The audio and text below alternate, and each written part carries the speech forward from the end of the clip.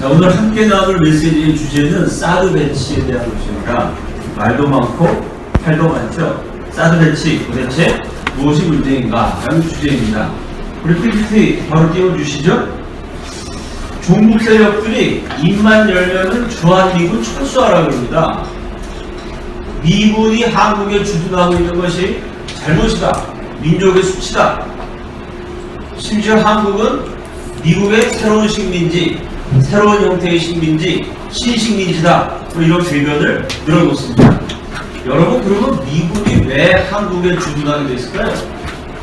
1949년 6월에 미군이 철수했습니다. 떠났던 미군이 1950년 6월에 1년 만에 다시 한반도로 돌아왔어요. 왜 돌아왔을까요? 6.25 전쟁이 일어났기 때문입니다. 김일성이 쳐들어오지 않았으면 주한미군이라는 존재가 없었을 거예요. 김일성이가 쳐들어와서 북한이 침략해서 그래서 미군이 도와주러 한국에 왔고 한미동맹에 의해 지금까지 머물러 있습니다. 그러니까 김일성이 쳐들어온 거에 대해서는 얘기하지 않아요? 전교조에서 만든 통일에 관한 교재에 보면은 6.25에 대해서 이렇게 되어 있습니다. 전쟁을 누가 일으켰는지는 중요하지 않다. 그전에는 계속 전쟁을 이승만이가 일으키고 미국이 일으키고 이렇게 얘기하다가 김일성이 전쟁을 일으켰다는 증거가 너무나 명확해지니까 전쟁을 누가 일으켰는지는 중요하지 않다. 김일성이 전쟁을 일으켰다고 얘기하지도 말아라. 북한의 침략 욕하지도 말아라. 무조건 미군은 떠나라. 북한이 쳐들어와서 주한미군이 배치된 건데 북한이 쳐들어온 건 얘기도 안 하고 무조건 떠나라고 합니다. 사드 문제도 마찬가지예요. 사드 문제가 왜 생겨났을까요? 이겁니다. 2016년 2월 7일 북한이 장거리 미사일 광명성 4호를 발사했어요. 광명성이 뭔지 아시죠? 북한에서는 광명성 이러면은 김정일이를 가리킵니다. 김정일이 하늘의 별이고 김정일이가 신이에요. 김정일의 이름을 딴 미사일을 발사했습니다. 미사일이 왜 중요할까요? 그냥 미사일 쏘는 것도 중요하지만 북한이 핵을 개발하잖아요. 저 미사일에다가 핵폭탄을 부착해갖고 쏘면 미국까지 날아갑니다. 한국과 미국, 일본 다 같이 위험해져요. 2월 7일날 북한이 미사일을 발사하니까 그 다음날 2월 8일날 오바마 대통령이 한미 양국이 사드의 주한미군 배치 논의에 공식적으로 착수하기로 했다. 아니, 북한이 저렇게 미사일 쏘는데 막는 방법이 있어야 될 거 아니냐. 그러니까 우리도 사드를 배치하자라고 오바마 대통령이 이야기를 합니다. 그러니까 사드 문제가 왜 생겼어요? 북한이 핵 개발했기 때문에 생긴 겁니다. 똑같은 거예요. 주한미군이 왜 생겼어요? 북한이 침략했기 때문입니다. 아니 근데 북한이 핵 개발하고 미사일 발사한 거에 대해서는 입 닫고 무조건 사드 배치는 반대한다. 그러니까 앞뒤가 안 맞는 얘기입니다. 그 다음 장면이요. 그 사드라는 게 뭐냐? 이게 사드 발사대에서 사드 미사일을 발사하는 장면입니다. THAAD 그래서 사드인데요. 영어는 꽤 깁니다. 한국말로 번역하면 종말 단계 고고도 미사일 방어 체계. 사정거리 3,000km 이하의 3,000km를 넘지 않는 단거리 혹은 중거리 미사일을 요격하는 방어수단입니다. 하나하나 살펴보면 종말 단계, 이건 무슨 얘기냐? 미사일을 발사할 때 포물선을 이렇게 발사하잖아요? 자, 북한에서 대한민국에서 미사일을 빵 쐈습니다. 미사일이 쭉 날아가서 포물선이라는 게 이렇게 하늘 꼭대기까지 올라갔다가 떨어지겠죠? 그러면 쭉 올라가서 떨어지는 마지막 단계, 종말 단계. 이 종말 단계에서 고고도, 종말 단계가 어느 정도냐면은 한 높이로 40km에서 150km. 여러분 땅에서부터 40km에서 150km면은 무지하게 높은 데죠? 아니 당연하지 않겠어요? 미사일이 거의 지면에 닿을 쯤에 요격했다. 그럼 땅에 와서 떨어지는 거나 바로 한 10m에서 미사일이 폭파되면은 그 밑에 있는 사람 다 죽을 거 아니에요, 그죠? 저 높은 데에서 요격해야 그래야 피해를 최소화할 수 있습니다. 그래서 고고도예요. 종말 단계 미사일을 발사해서 날아가다가 거의 떨어지는 이 포물선이 날아가다가 목표 지점을 향해서 숙이는 단계, 종말 단계 고고도 40km에서 150km 정도의 지점에서 미사일 방어 체계. 이쪽에서 미사일을 쏴갖고 북한에서 쏜 미사일이 날아오다가 꺾어지는 순간 그 미사일을 때려갖고 공중에서 폭파시키는 미사일 방어 체계라는 겁니다. 이 사드에 대해서 몇 가지 질문을 하는 요소들이 있습니다. 첫째는 이 사드 배치를 반대하는 사람이 이게 별로 효과가 없다 그런 얘기를 해요. 천만의 말씀, 2015년부터 지금까지 11번 요격 시험 평가를 했습니다. 정말 미사일을 날아올 때 그걸 맞출 수 있느냐, 11번 테스트했는데 성공률이 100%.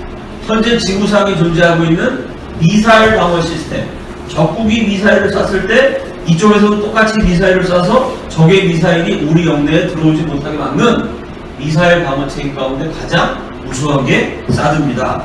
사드를 배치해봤자 수도권에는 도움이 안 된다, 이런 소리 합니다. 이게 상식적인 얘기인데요. 자, 공을 던진다고 생각해 봅시다. 가까운 거리 공을 던질 때는요, 공을 이렇게 높게 던질까요? 아니면 낮게 던질까요? 아니, 가까이 있으면 이렇게 고도가 낮게 던지죠. 저 뒤에까지 던지려면은 높게 던져야 돼요. 포물선을 이렇게 올려가지고. 그럼 생각해 봅시다. 북한에서 미사일을 쏘면은 수도권은 가까운데요, 먼데. 휴전선 바로 밑에가 수도권입니다. 북한에서 미사일 쏘면요, 서울까지 날아오는데 5분도 안 걸려요. 그러면 북한에서 미사일을 높게 쏠까요? 낮게 쏠까요? 낮게 쏩니다. 그죠? 그러면 사드라는 거 아까 뭐라 그랬죠? 종말 단계 고고도 미사일 방어 체계. 높게 날아오는 걸 막는 게 사드예요. 그러니까 수도권에 사드가 필요 없죠. 왜? 북한에서 수도권에 미사일 쏘면은 높게 안 쏘고 낮게 쏘겠죠. 그러면 낮게 날아오는 북한 미사일은 뭐로 잡느냐? 우리가 다 들어본 패트리어트 미사일이라는 거 있죠.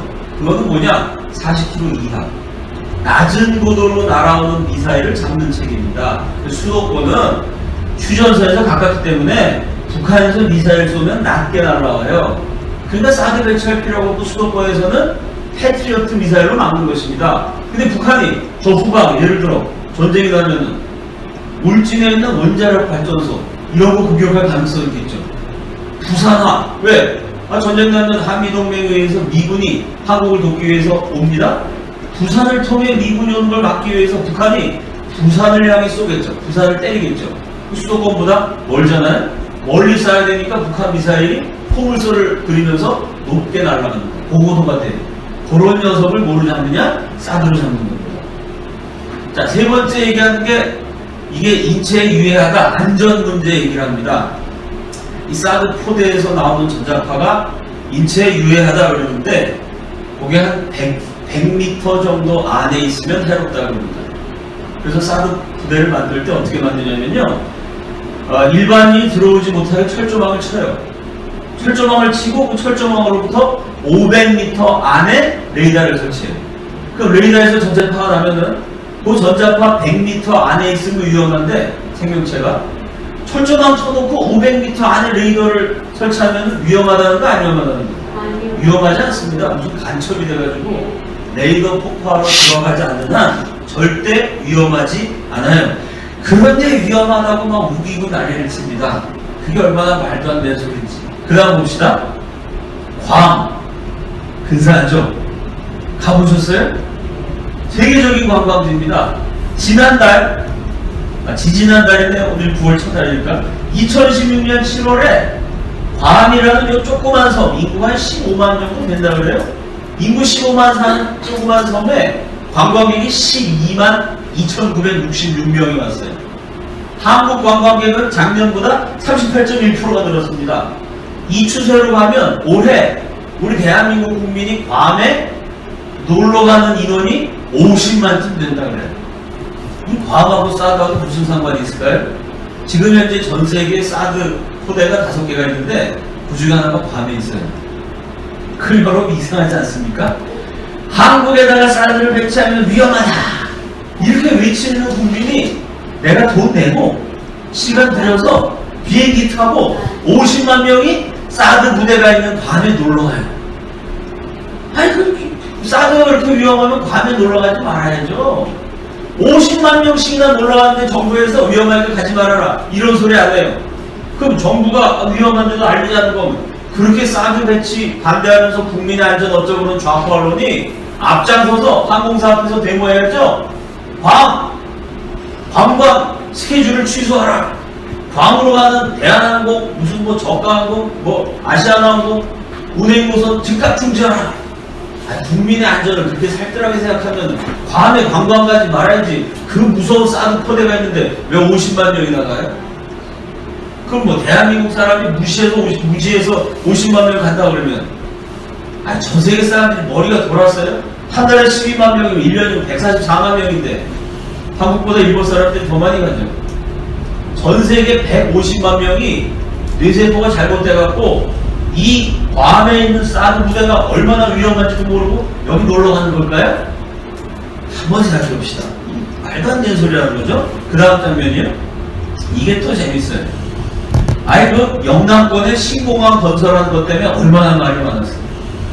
부산 옆에 있는 뭐 가덕도인가 분리해야 된다, 밀약을 해야 된다, 막 싸우다 결국은 기존의 김해공항을 확장한 걸 결론이 났습니다. 부산 사람은 부산 사람대로 열받았어요. 대구 사람 대구 사람대로 화났습니다. 우리 동네로 공항을 와야 된다고 그렇게 외쳤어요. 공항은 서로 유치하려고 그래요. 저 많은 사람들이 이거 빙산에 가는데 이거보다 훨씬 많은 사람들 수도 없이 모였죠?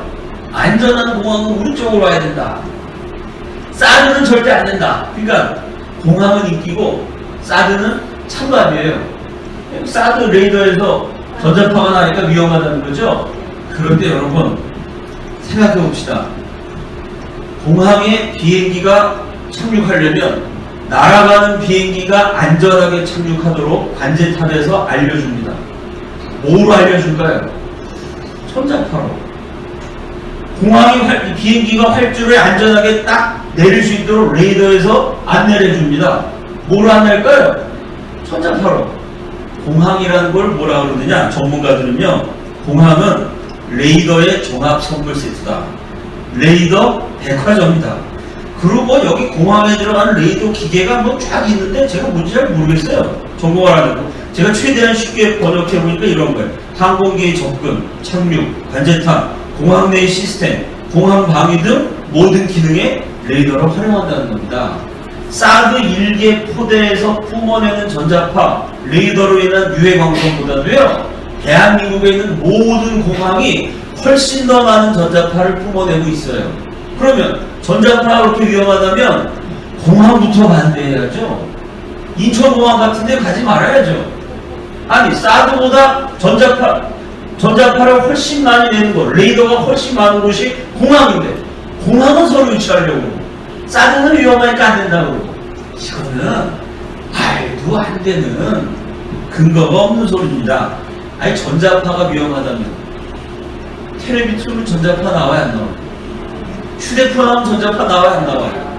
우리 인생이 전자파예요. 텔레비전 보지 말아야 되고, 휴대폰도 하지 말아야 되고, 우리 집에서 컵라면 같은 거 끓여 먹을 때, 또 차가운 음식 데울 때 무슨 레인지죠? 전자레인지. 그 위험한 전자레인지가 직진마다 다 있어요. 컴퓨터에서는 전자파가 안 나올까요? 전자파가 이렇게 위험하면은 전자레인지 쓰지 말고 찬밥 그냥 드시고, 스마트폰 쓰지 말고, 컴퓨터도 쓰지 말고, 텔레비전 켜지 말고. 전자파가 위험하다고 피하려면은 일상생활이 안 됩니다. 공항이 사드 부대보다 전자파를 훨씬 많이 뿜어내요. 자, 또 무슨 소리 하냐? 성주 참외가 유명한데 이제 사드 부대가 이 참외가 탁 녹아가지고 이 맛있는 참외를 못 먹게 된다는 거예요. 여러분 생각해 봅시다. 울진에 원자력 발전소가 있어요. 원자력 발전소라는 건 무시무시한 겁니다. 이 사드 포대는 그냥 레이더를 이렇게 보내갖고 한 200km 정도, 이 관측 탐지 범위가 200km 된다 그래. 한 200km 정도, 탐지 거리 600km인데 미사일 요격할 수 있는 거리가 200km 된다 그래. 200km 정도 밖에 미사일이 날아오냐 안 날아오느냐, 요거 미사일 오느냐 안 오느냐 그거 탐지하느라고 레이더 돌려갖고 전자파를 뿜어요. 원자력 발전소는요, 이거 핵 분열을 하는 겁니다. 핵 분열을 빨리 하면 원자폭탄이 돼요. 그걸 천천히 해가지고 이 핵 분열을 한꺼번에 꽉 하면은 폭발력이 한꺼번에 꽝 터지니까 이거 아주 지구를 통째로 날려버리는 무시무시한 살인기계 원자폭탄이 된단 말이죠. 그걸 천천히 분열되게 만들어서 그 에너지를 서서히 활용해서 그 힘으로 전기를 만드는 게 원자력 발전소입니다. 아니, 적의 미사일이 날아오나 안 날아오나 감시하려고 레이더 돌리면서 뿜는 전자파 때문에 참외가 녹는다면요, 원자력 발전소. 이거 핵분열이 막 일어나요? 그 그 원자력 발전소 주변에서는 거기서 나는 거는 절대 먹으면 안 되죠? 그럼 보세요, 여러분. 그 다음 장면이요. 이 뭐로 유명해 이게? 울진 대게. 이거 못 먹어요. 왜 못 먹죠? 없어서 못 먹어요.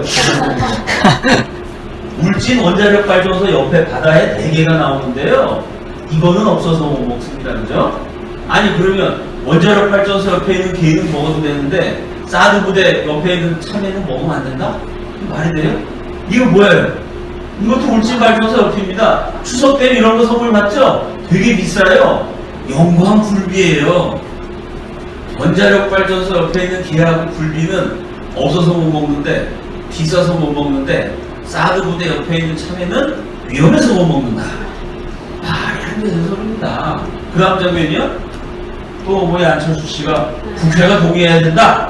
국회 동의 없이 저런 거 하면 잘못이다. 법을 모르는 소리입니다. 우리나라 법이 어떻게 되어 있냐면요. 외국과 조약을 맺을 때 국회의 동의를 받게 되어 있어요. 그럼 여러분, 우리나라가 미국과 한미동맹, 한미상호방위조약을 맺었습니다. 언제요? 1993년 이승만 대통령 때. 그때 대한민국 국회가 동의를 했어요. 1953년에 국회 동의를 받아서 한미조약을 맺었습니다.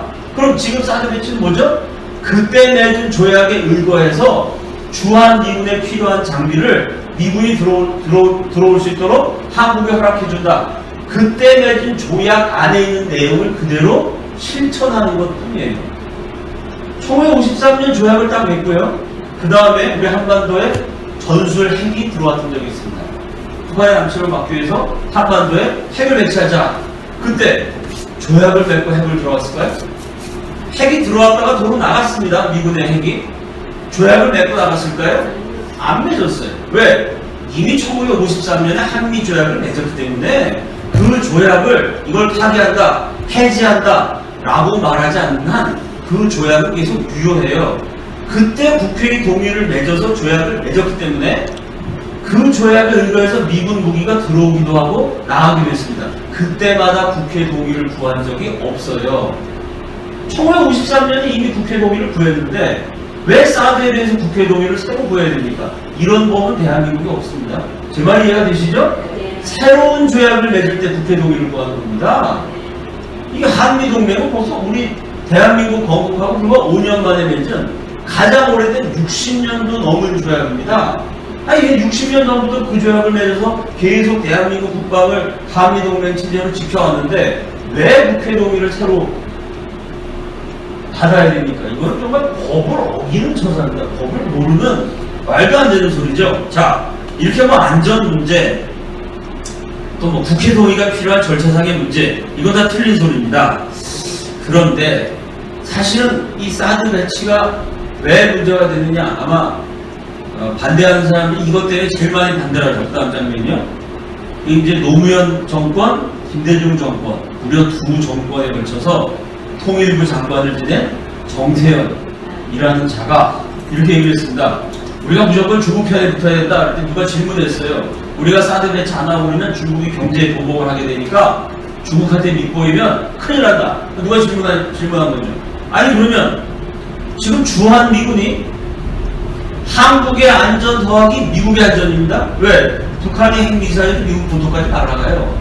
미국 대통령, 미군 입장에서는 동맹 관계에 있는 한국도 보호해야 되고 자기 나라도 보호해야 됩니다. 자위권 차원이에요. 미국 국민과 한국 국민을 다 같이 보호하기 위해서 사드를 배치하자 그랬는데 우리가 그걸 딱 거절하면 미국이 싫어하지 않겠어요? 그걸 덕석 받아들이면 중국이 싫어하지 않겠어요? 미국과 중국하고 사이에 끼어있는데 정세현 씨의 주장은 미국은 무시해도 된다. 중국하고만 손잡으면 된다. 우리가 미국의 요구를 거절해서 미국이 만약에 경제 보복을 해도 중국하고만 손잡으면 문제가 없다는 거예요. 중국하고의 경제 관계만 유지하면 굶어 죽을 걱정이 없다는 거예요. 중국과 소련 사이에서 왔다 갔다 했던 김일성을 간사한 놈이라고 했는데 외교는 김일성처럼 해야 된다. 한국이 배울 사람이 없어서 김일성한테 배우냐. 하나하나 배웁시다. 자, 중국 편에만 붙으면 굶어 죽을 걱정이 없다. 미국이 경제 보복 하지 않겠지만 그래도 뭐 중국만 있으면 우리는 먹고 살 수 있다. 말하자면 이 중국과의 경제 관계가 제일 중요하다. 그래서 무슨 얘기를 하냐면은 대중 무역액이 대미, 대일 무역액 합친 것보다 더 크다. 이런 얘기 많이 들어보셨죠? 근데 여러분 이 통계라는 거에 한정이 있습니다. 자, 생각해 봅시다. 대중 무역액이 크니까 중국에 화내면 우리는 굶어 죽겠구나. 근데 거기 무슨 함정이냐면요, 중국과 한국의 경제관계는, 자, 한국에서 중국한테 수출해요. 그걸 중국이 받아서 써요. 그렇다면 중국이 안 사주면 우리 수출전선에 비상 빨간 신호등이 켜지겠죠. 근데 중국과 한국의 무역 내용을 가만히 뜯어보면 어떻게 되어 있냐면요, 한국으로부터 중간재, 부자재, 원자재, 주로 중간재를 중국이 수입을 합니다. 그래서 중국의 최대 수입 국가가 한국이에요. 중국 전체 수입액의 10.8%가 한국입니다. 근데 그냥 중국이 일방적으로 수입만 하는 게 아니고요, 중간재를 한국으로부터 수입해요, 중국이. 그 중간재를 가공해갖고 어디다 팔까요? 미국에다가 팔아요. 이해가 되십니까? 한국 물건이 중국을 거쳐서 결국은 미국으로 갑니다. 그러면 한국 물건이 중국으로 왔다 그래서 그게 대중무역액이고, 한국이 중국을 거쳐 미국으로 간 거는 대미 무역액으로 쳐지지 않죠. 그러나 엄밀히 따지면 한국의 중간재가 중국을 거쳐서 최종적으로 소비되는 데는 미국이에요. 그건 무슨 얘기죠? 여전히 우리나라의 최대 무역국가는 미국입니다. 중국이 한국 거를 사다가 가공해서 미국에 파는 거예요. 그렇게 생각해봅시다. 중국이 우리 한국으로도 수입 안 해. 그러면 중국이 손해가 날까요, 안 날까요? 나죠. 한국 거를 사다가 가공해서 미국에다가 팔아먹는데, 그래서 중국이 최대 수출국이 됐는데, 한국 거 수입하는 본인들이 다 만들어야 돼. 어떻게 해요? 이해가 되십니까? 우리가 일방적으로 중국한테 기대서 중국 없으면 굶어 죽는 그런 관계가 아닙니다. 국제무역이라는 게 복잡해요. 우리도 그렇잖아요. 일본으로부터 부품 사들여가지고 기계 만들어서 미국에 팝니다. 우리나라가 미국에다가 수출하는 게 점점 늘어날수록 일본으로부터의 부품 수입도 같이 늘어나게 돼 있어요. 왜? 거기서 사서 만들어서 팔아야 되니까. 그러니 중국 입장에서는 사드 배치하면은 한국한테 보복한다. 그러면 본인들도 손해볼 각오를 해야 돼요. 그런데 중국 경제가 지금 팡팡팡팡 잘 돌아가가지고 한국 같은 거 필요 없어. 한국으로부터 중간재 수입 안 하고 우리 수출액이 좀 줄어도 까짓 거 우리 대국이니까 괜찮아. 중국 경제가 잘 돌아가면 그럴 수도 있겠는데요, 중국이 지금 그렇게 한국한테 큰 소리 칠 처지가 못 돼요. 2008년에 뉴욕발 금융위기가 발생했습니다. 지금 거의 10년이 다 돼가는데 그 금융위기 이후에 따른 불황에서 전 세계 경제가 아직도 회복을 못하죠. 한국이 2008년 금융위기 때 전 세계적으로 그 위기를 가장 잘 대응한 나라입니다. 근데도 요즘 한국 경제가 대단히 어렵고 심각해요. 여러분, 뉴욕에서 금융위기가 딱 터졌을 때 여러 나라 주가가 다 곤두박질 쳤어요. 수출액이 다 곤두박질 했습니다. 주가가 제일 많이 떨어진 나라가 어딜까요? 중국입니다. 수출액이 제일 많이 준 나라가 어딜까요? 중국이에요. 아니, 미국에서 금융위기가 터졌는데 왜 중국이 어려울까요? 여러분 들어보셨죠? 뉴욕의 금융위기가 뭐라 그래요? 서브프라임 모기지라고 그러죠? 서브프라임 뭐냐면요, 비담보주택대출? 한국말로 번역하면 이런 겁니다. 담보가 없는 사람. 그럼 미국에 잘 사는 사람이 못 사는 사람이? 상류일까요? 하류일까요? 미국에 담보를 낼 만한, 담보를 잡힐 만한 무슨 뭐 큰 부동산이라든지 자산이 없는 미국의 하류계층, 가난한 사람들한테 담보 없이 그냥 대출을 막 해줘가지고 집을 막 사게 만들었던 거예요. 근데 그 집값을 못 내니까, 이자도 못 내니까 연쇄 도산, 부도 현상이 일어난 거죠. 그 서브프라임 모기지, 주택 위기로부터 시작해서 전 세계를 뒤흔든 뉴욕발 금융위기가 시작됩니다. 제 말 이해가 되시죠?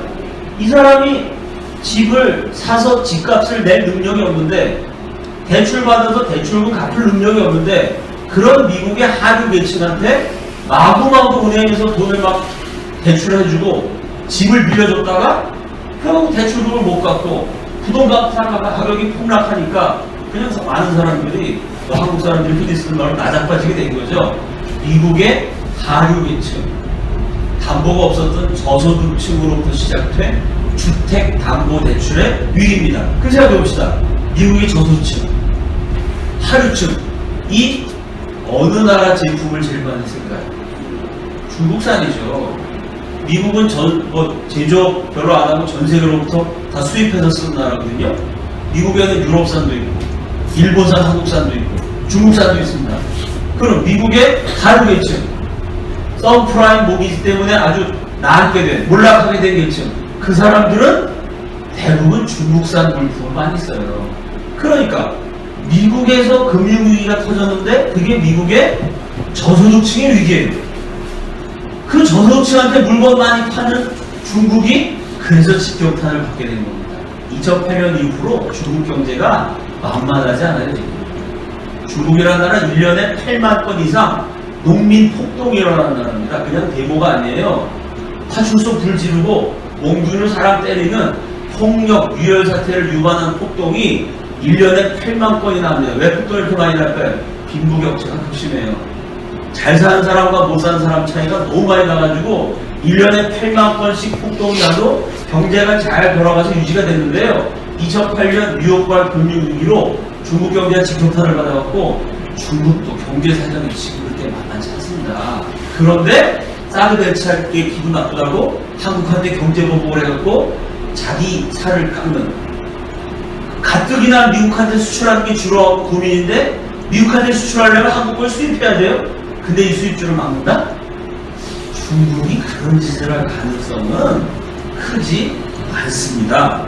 또 중국의 외교적인 문제도 있어요. 요새 남중국해 중국이 섬을 인공으로 만들어갖고 중국 영토다. 남중국해 바다가 다 중국 바다다. 이랬다가 분쟁을 하고 국제사법재판소에 갔는데 중국이 졌죠? 그 바람에 동남아시아에 있는 모든 나라, 인도를 위시해갖고 동남아시아에 있는 모든 나라들이 중국하고 맞서고 있습니다. 그럼 중국 입장에서는 사방이 적이야. 일본하고는 전통적인 적이고, 미국하고는 라이벌 관계고, 인도는 아주 이건 거의 원수지간이고, 베트남하고는 전쟁까지 했는데, 동남아시아 필리핀을 비롯한 거의 모든 나라가 미국 손을 잡고 중국과 맞서고 있습니다. 근데 거기다가 그나마 박근혜 대통령이 천안문 막무까지 올라가주지 않았습니까? 그나마 사이좋게 지냈던 한국하고도 싸워? 이거는 중국 입장에서도 굉장히 외교적인 부담이 커요. 모든 나라를 적으로 만들 수 있겠어요? 중국이 무슨 그 정도로 강대국입니까? 이런 여러 가지로 볼 때 중국이 보복을 한다 그래도 되게 크지 않습니다. 근데 무슨 중국 것만 유지하면 굶어 죽을 걱정이 없다. 비참하지 않습니까? 일국의 통일부 장관까지 한 사람이 자존심이 있어야죠. 중국한테만 빌붙으면 우리는 굶어 죽을 걱정이 없다. 대한민국이 무슨 굶어 죽는 나라예요? 북한이 굶어 죽는 나라지? 그건 나라도 아니지. 북한 정권이지 정권. 대한민국하고 북한을 헷갈리는 이상한 소리. 아니 그럼 기분 나쁘죠? 외교를 잘하는 거를 예를 들면 이승만 대통령 외교를 얼마나 잘했습니까? 대한민국에 외교 잘하는 사람 많은데 다 빼놓고 김일성이처럼 외교를 이런 사람이 좌파 정권 김대중 노무현 두 정권에 걸쳐서 통일부 장관을 했으니 아직도 통일이 안 된 겁니다. 그 다음 장면이요. 자, 그 중국에서 또 기분 나쁜 게 뭐냐면 사드를 배치하면은 그 사드 레이더로 북한 미사일이 날아오나 안 날아오나만 감시하는 것이 아니라 우리 중국까지도 감시하는 거 아니냐? 또 미국이 한국에다가 사드를 배치해놓고 중국을 감시하려고 그러니까 이거 우리가 참을 수 없다. 근데 보세요 여러분, 이 서울을 기점으로 해도요 사드의 이 탐지거리가 600km입니다. 서울에서 조금 내려가니까 여기서 600km면요 거의 북한까지만 감시하는, 압록강 두만강까지만 감시하는 거지 중국을 감시하는 게 아닙니다. 이해가 되시죠?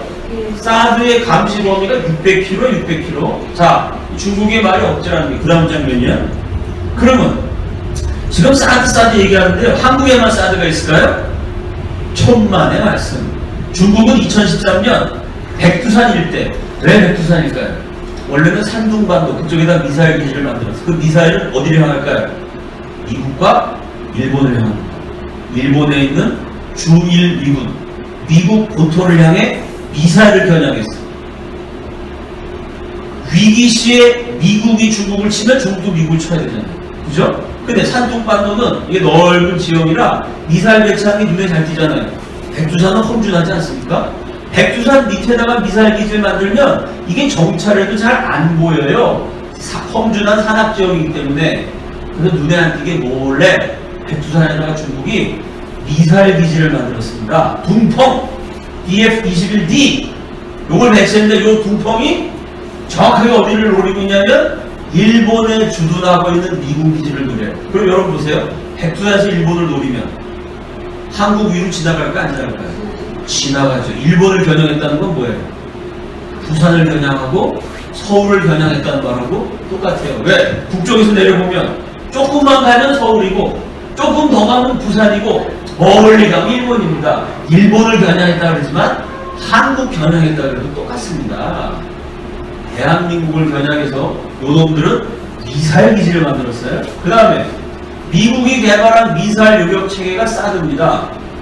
미국의 강력한 라이벌 러시아에서 개발한 사드가 뭐냐? 이름 미국은 사드, THAAD라고 그러는데요. 사드하고 비슷한 성능을 가졌는데 똑같은 개념, 미사일 날라오면 공중에서 요격하는 겁니다. 그거도 미사일 요격 방어 체계인데요. 이걸 러시아 거는 뭐라 하냐면 S-400이에요. S-400. 근데 미국의 사드나 러시아의 S-400이나 똑같은 거예요. 근데 2015년에 작년에 이미 중국 놈들은 S-400 러시아판 사드 6개 포대 6개나 러시아로부터 사들였어요. 그래서 그 대금 30억 달러 우리 돈으로 3조 5천억 원을 지불하고 러시아로부터 6개의 사드 포대를 사들이기로 계약서에 도장을 찍었습니다. 그럼 보세요. 중국은 미사일 기지 배치할 때 한국을 허락받았어요? 야, 박근혜 대통령, 우리 미사일이 남쪽을 겨누고 있는데 이건 일본 겨누고 있는 거지 서울 겨누는 게 아니니까 양해해줘 라고 중국이 귀뜸이라도 했습니까? 한국한테는 말도 안 하고 미사일 기지 배치했어요? 한국한테는 말도 안 하고 6개의 사드하고 똑같은 러시아 S-400 포대를 중국이 사들였습니다. 한국은 우리가 사드를 사들였나요? 앞에 있는 지훈이가 그래서 뉴데일리에 글을 썼잖아. 사드를 사들이라.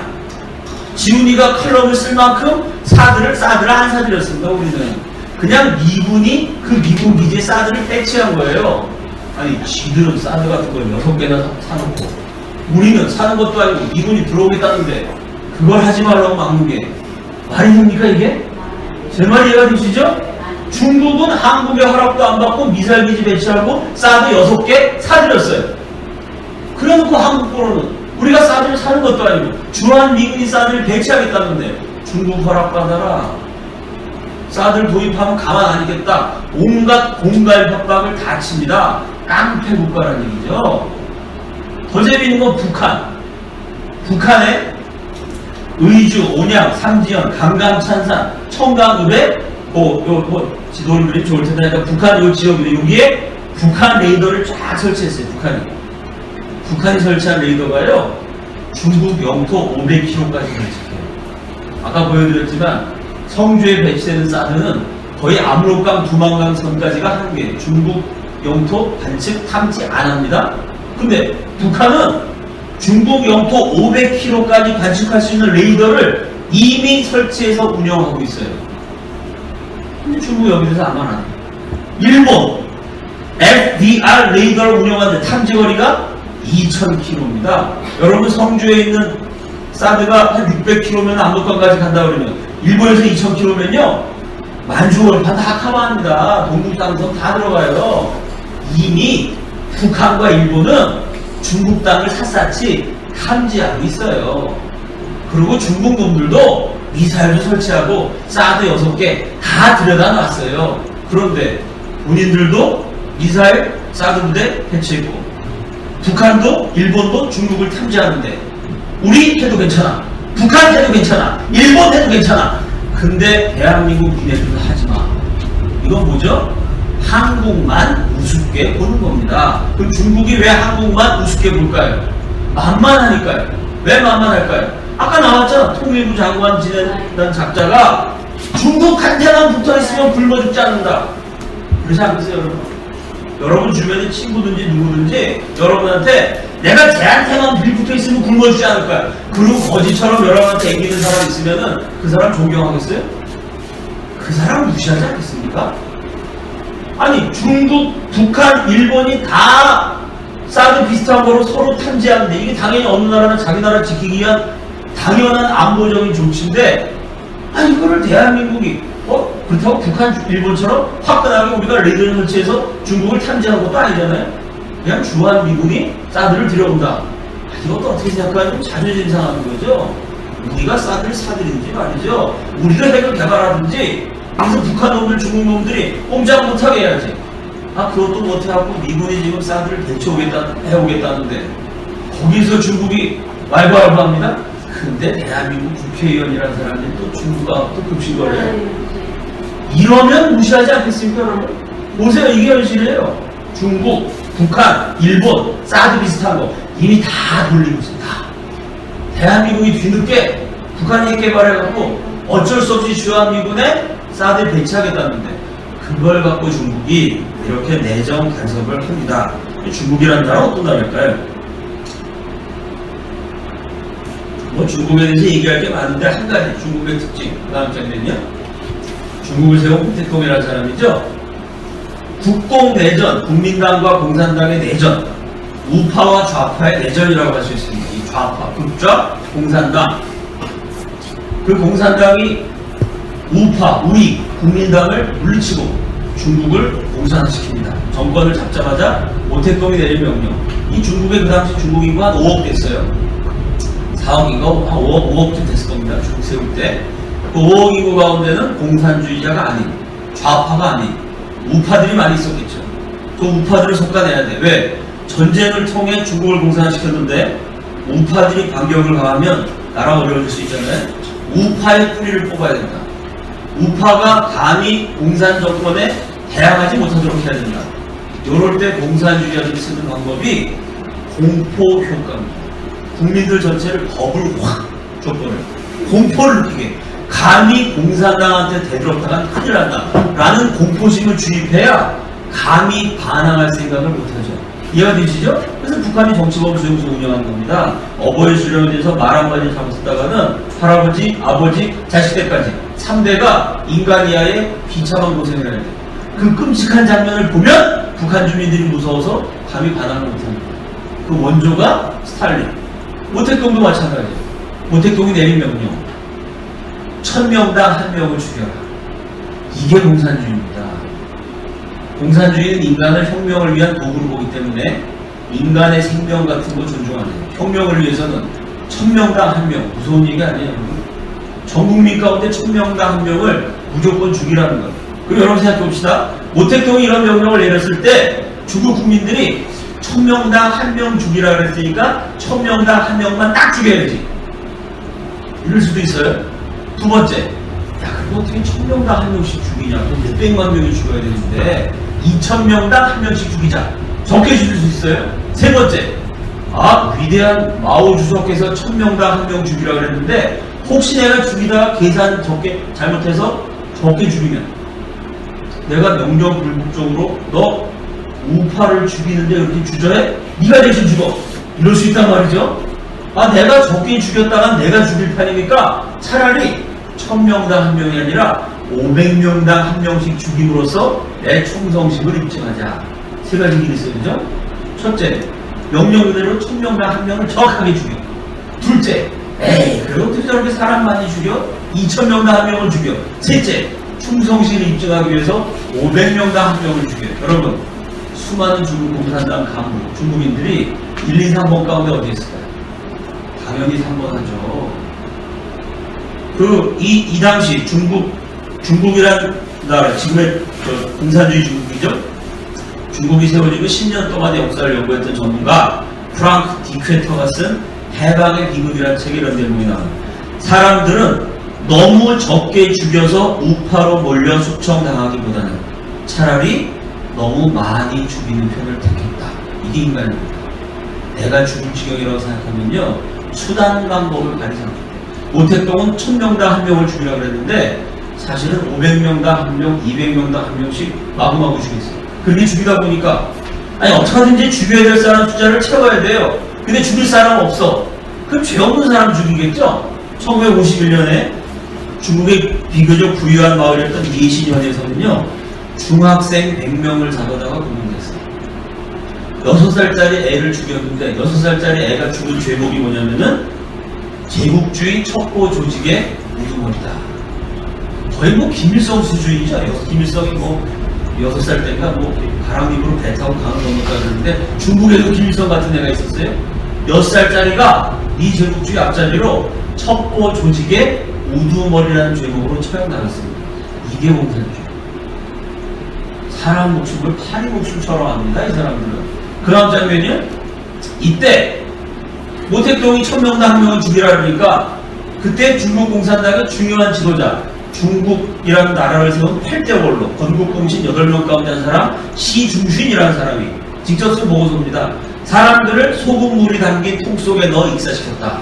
머리에 끓는 기름을 부어 튀겨 죽이는 경우도 있었다. 모택동의 명령을 충실하게 이수한 거죠. 시중신, 성이 시시예요. 시. 이 사람 아들이 누굴까요? 지금 시진핑이에요. 지금 시진핑 주석의 아버지도 이렇게 학살했던 사람입니다. 우리가 중국을 볼 때 기본적으로요, 중국은 언제든지 사람 죽일 수 있는 나라다. 중국에 지금 대한민국 같은 인권이 있어요? 민주주의가 있습니까? 천만의 말씀이에요. 그런데 이렇게 사람 막 죽이는 중국 편에 붙어 있으면 미국하고 사이가 멀어져도 굶어 죽지 않는다. 이따운 소리를 했던 게 좌파 정권의 통일부 장관입니다. 자, 원래 중국이 이렇게 끔찍했는데 뭐 지금도 이렇게 막 튀겨주기고 비슷한 얘기는 아닙니다. 그 등소평이라는 사람 있잖아요. 개혁개방을건 공산주의자들은 굉장히 위대한 지도자입니다. 전 세계 가장 많은 사람을 배고픔에서 건져내. 그 등소평은 박정희 대통령을 그대로 따라서 박정희의 정책을 그대로 따라했더니 박정희 대통령이 한국을 굶주리면서 구출했던 것처럼 등소평이 박정희를 따라서 중국 거대한 인민을 굶주리면서 구출하죠. 그 등소평이 야, 우리 공산주의가 사람 너무 많이 죽였다 그동안. 그냥 죽이지 말자. 그래서 등소평이요. 등소평 이전에는 아까 모택동처럼 권력을 잡으면 반대파만 죽이는 게 아니야. 1000명 중에 1명 다 쓸어버립니다. 이거는 중국 건국할 때 1000명당 1명 죽여 한 500만 죽였어요. 그 다음에 문화대혁명 때 또 한 500만 명쯤 또 죽여요. 대약진 운동이라고 했는데 그 경제정책이 잘못돼서 마오쩌둥 때문에 3800만 명 정도가 굶어 죽어요. 나라 세우면서 500만 명 죽이고 경제정책 잘못해서 3800만 굶어 죽고 그 다음에 또 문화대혁명이라는 신입 쿠데타를 일으켜서 500만이라는 거, 300만이라는 사람, 700만이라는 사람, 정확한 숫자도 파악이 안 되는데 하여간 수백만을 또 죽이고 이게 중국입니다. 등소평이 사람 너무 많이 죽이지 말자. 이래갖고 등소평 때부터 불문율이 생깁니다. 그게 뭐냐? 정권을 잡은 사람이 자기를 반대한 정적이라도 죽이지는 말자. 등소평 이후로는 처형을 되도록 안 합니다. 그래서 어떻게 했을까요? 시중신은 모택동 때니까 이렇게 사람을 막 그냥 튀겨 죽이고 난리가 났어요. 이 아들 시진핑은 그래도 정적을 죽이지 말자 그래갖고 바뀝니다. 그 다음 장면요. 시진핑이 집권할 때 반대한 4호랑, 중국 최고 권력자 보시라이, 충칭시당, 보시라이, 저우유카, 링지와 거보슝 이 4사람이 시진핑의 라이벌들입니다. 시진핑을 밀어내고 자기가 대권을 차지할 꿈을 가졌던 사람이에요. 시진핑이 정권을 잡는데 이 4사람 어떻게 했을까요? 죽이지 않았어. 중국도 인권을 존중하기 때문에. 그래서 어떻게 했을까요? 무기징역에 처했습니다. 중국이 이런 나라예요. 이게 지금 2016년 현재 중국입니다.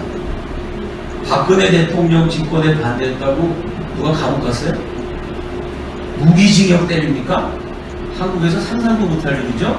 중국 최고 권력자 4사람이 무기징역 판결을 받고 30년이 될지 40년이 될지 모르는데 감옥에 들어가 있습니다. 그 다음 장면이요. 앞에 4사람은 중국의 아주 최고 수준이고 1단계 제일 높은 4명을 다 숙청했어요. 2단계 중국 군부를 숙청하는데 군부 숙청하는 1단계 군부의 장쩌민, 이 장쩌민, 후진타오, 그 다음에 시진핑이잖아요. 이 장쩌민의 인맥이 지금도 남아있거든요. 전임자의 인맥을 쓸어버려요. 그래서 뭐 조사하다가 돌아가셨고 죽었고, 그 다음 버거슈는 무기징역 때렸어요. 이거 이제 군부대 제일 높은 사람입니다. 아주 한국으로 치면 대장쯤 되는 사람입니다. 그 다음에는 실무자들, 그 밑에 장군 혹은 고급 장교들 계속 잡아가놓고 가두고 조사를 하는데 그 중에 천재라는 사람, 이 사람은 아주 중국의 엘리트 장교입니다. 이 사람이 담당한 업무가 뭐냐면은 홍콩이 원래 영국 땅이었죠. 아편 전쟁에 중국이 져가지고 홍콩을 뺏겼습니다. 그 홍콩을 영국이 중국한테 반환을 했죠. 홍콩 반환하는 실무 일을 맡았던 중국 최고 엘리트예요. 근데 수사받다가 자살했어요.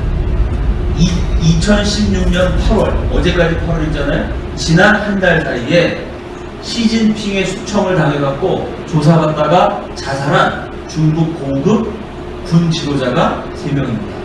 한 달 동안 3명이 자살했어요.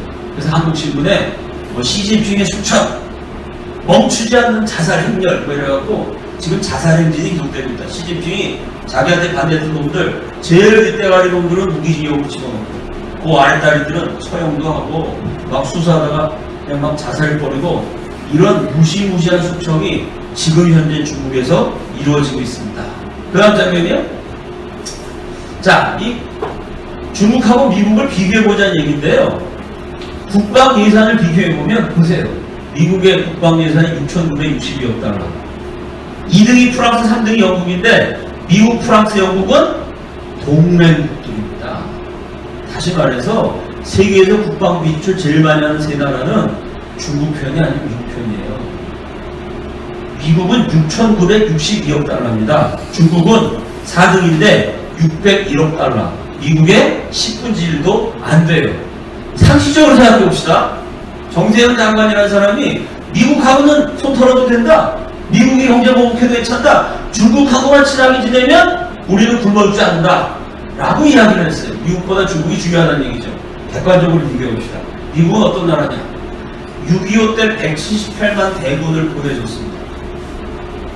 6.25 전쟁 끝나고 아프리카 54개국에 쏟아부은 원조보다 더 많은 원조를 대한민국에 쏟아부어서 54개국 도와준 것보다 한국을 더 많이 도와줘서 한국 경제가 발전할 수 있는 기틀을 마련해줬어요.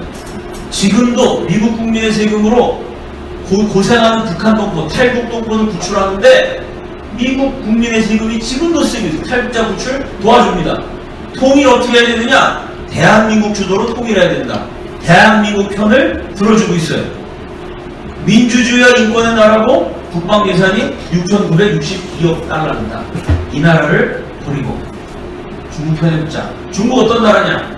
6.25 때 미국은 한국을 도와주기 위해서 178만을 보냈는데 중국은 우리가 아무로까지 가서 통일할 직전에 80만 대군을 보내가지고 통일 못하게 만든 나라가 중국입니다. 수많은 대한민국 국군, 유해군을 죽인 우리의 적이었던 나라가 중국이에요. 미국은 한국의 아프리카보다 많은 원조를 퍼부어줬고 한국 주도로 통일되는 걸 지지하는데 중국은 북한이 망하지 않도록 북한 정권을 지지해줘요. 미국은 탈북 동포들, 고생하는 팔려다니는 북한 여자들 무사히 자유세계 올 수 있도록 도와주는데 중국은 탈출한 탈북 동포 잡으면 북한으로 돌려보내갖고 죽게 만들어요. 미국은 민주주의와 인권의 나라인데 중국은 아직도 정권이 바뀌면 반대했던 사람 무기징역, 투옥, 수사받다가 자살, 인권유린이 아직도 진행이 돼요. 그래도 뭐 그런 여러가지 중국과 미국 다 그래도 중국이 더 큰 나라고 강한 나라면 중국 편에 붙어야 되느냐? 미국의 국방 예산의 10분의 1도 안 돼요. 그럼 여러분 보세요. 우리가 미국을 버리고 중국 편에 붙어야 될 이유가 있어요? 하나라도 있습니까? 아니 상식적으로 미국, 중국 빼고 두 나라 편에 둘 중에 하나 택해야 돼. 물론 둘 중에 하나 택해야 되는 건 아닙니다. 외교를 잘해가지고 미국과 중국 사이에서 한국이 살아남는 방법이 있습니다. 그러나 만약 하나 선택한다면 이 나라 국방 예산이 이쪽 나라보다 10배 많아. 아니 국방 예산 많은 나라 편에 붙는 게 낫지 않아요? 거기다가 두 번째, 세 번째도 이 나라 동맹국인데 이 나라는 대한민국의 자유를 위해서 178만 명이나 군대를 보내줬고 5만 명이 죽고 10만 명이 다쳤고 아프리카 54개국 지원한 것보다 더 많은 지원을 해줬는데 지금도 탈북동포들 구출하는데 세금을 사용하고 있고 대한민국 주도로 통일하는 걸 지원해주는 나라인데 그 나라를 보니까 6.25 때 통일을 막고 북한 동포를 붙잡아다가 중국 보내갖고 북한으로 돌려보내서 죽게 만듭니다. 인권 탄압을 하고 국방 예산은 미국의 10분의 1도 안 되는 그 중국 편에 가서 붙어야 된다? 이해가 되세요, 여러분? 정세현 장관 같은 사람, 뭐 그런 비슷한 소리 하고 있는 사람들 많죠? 뭐 중국 편에 중국이 뭐 미국을 해치고 세계 최강국이 된다. 경제력으로 따지면 지금 중국의 경제력은 미국의 한 절반 정도 돼요. 수치상은 절반 정도 되는데, 글쎄요. 거기서 지금 옛날에는 중국을 세계의 공장이라고 했습니다. 여러분 주변에 제조업, 수출업 하시는 분 있으면 한번 물어보세요. 중국 경제가 좀 심상치 않아요. 옛날에는 뭐 중국이 세계의 공장이라고 했는데 지금은요, 중국 말고도 베트남, 태국, 인도네시아, 인도, 세계의 공장 역할을 하는 나라가 많습니다. 근데 중국에 있는 생산 기지가 다른 나라로 지금 무서운 속도로 옮겨지고 있어요. 중국 경제가 언제까지 저렇게 성장할지 불투명합니다. 근데 더군다나 제일 중요한 거죠. 한국과 미국은 동맹관계예요. 동맹이라는 게 쉬운 게 아닙니다. 목숨 걸고 피를 흘리면서 같이 싸운 사이예요. 6.25 전쟁 때 같이 싸웠습니다. 월남 전쟁 때 같이 싸웠어요. 이라크 전쟁 때 같이 싸웠습니다. 그 동맹국이 모든 면에서 유리한데 그걸 바로 쳐버리고 그 동맹국보다 경제력은 절반, 국방 예산은 10분의 1밖에 안 되는 중국 편에 붙으면 우리는 굶어 죽지 않고 살 수 있다. 이런 헛소리 하는 사람들 때문에 아직도 통일이 안 되는 겁니다. 오늘 강의의 제목, 사드 무엇이 문제일까? 뭐가 문제죠? 안전? 문제 있어요? 문제 없습니다. 중국? 문제가 돼요? 문제 안 돼요. 뭐가 문제가 될까요? 뭐, 효능? 효력? 문제 안 됩니다. 뭐가 문제일까요? 친중 4대주의. 거짓말이 문제입니다. 거짓말. 국민을 속이는 거죠. 원자력 발전소 옆에는 한 개는 없어서 못 먹는데 사드 포대 옆에 있는 참외는 다 썩어갖고 못 먹게 된다. 이런 거짓말이 너무 많은 게 대한민국 문제입니다. 그 다음 장면이요. 잠언 12장 19절 다 함께 읽습니다. 시작.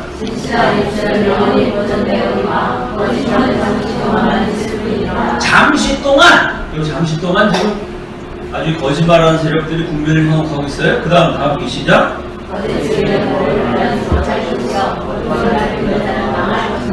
자, 이거 우리가 정말 조심하게 새겨들어야 할 말씀입니다. 하나님이 말씀하셨으면 그대로 됩니다. 아멘이시죠? 거짓말 치는 사람이 당분간 뭐 일시적으로 잘 될지 모르지만 하나님이 망한다 그랬으면 망하는 거예요. 문제는 뭐죠?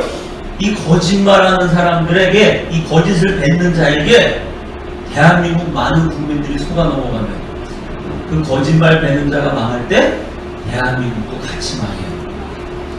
이게 지금 한국의 위기입니다. 문제는 뭐냐? 거짓말 뱉는 자만 망하는 게 아니고요. 그 거짓말에 대부분의 국민들이 속아 넘어가면 나라도 같이 망합니다. 그래서 지금까지 계속 사드뿐만 아니라 종북 좌파의 거짓말에 의해서 대한민국이 계속 무너져 내려갔어요. 거짓이 인생을 망치고 나라를 망하게 합니다. 정반대로 진실이 인생을 살리고 나라를 살립니다. 그러므로 2016년 우리 애국 세력의 무기는 진실입니다. 진실을 알려야 돼요. 거짓과 싸워야 됩니다. 그러면 이 나라는 저절로 잘 돌아가게 돼 있어요. 하나님 축복하셨고 기도로 세운 나라입니다. 아무리 하나님 축복하시고 기도로 세우도요, 거짓말 따라가면 거기 무슨 살아날 방법이 있겠어요. 그러나 국민이 정신 차리고 거짓말 아니라 진실을 따라가면 대한민국은 다 잘 되게 돼 있습니다. 그래서 오늘 제가 강의되는데 그 책자도 있습니다. 여러분 주변에 열심히 나눠주셔가지고 사드에 대한 거짓말이 더 이상 이 나라를 흔들지 못하도록 진실을 가지고 싸워야 될 책임이 저와 여러분에게 있습니다. 역사의 주변인으로 살면 안 돼요. 나라가 망하든 말든 나 혼자 잘 먹고 잘 살면 된다. 내가 살아있어서 나라가 특별히 좋아지는 것도 아니고, 내가 없다고 해서 이 나라가 특별히 나빠지는 것도 아닌, 있으나 마나한 국민이 되라고 하나님이 저와 여러분을 대한민국에 태어나게 하시지는 않았습니다. 꼭 필요한 사람이 되라. 어두운 세상에 빛이 되고 썩어가는 세상의 소금이 되라. 그게 저와 여러분의 사명입니다. 진실을 외치고 나라와 민족을 위해 기도함으로 대한민국을 수호하는 크리스찬 리더들이 다 되시기를 주님으로 축원합니다. 같이 기도하겠습니다.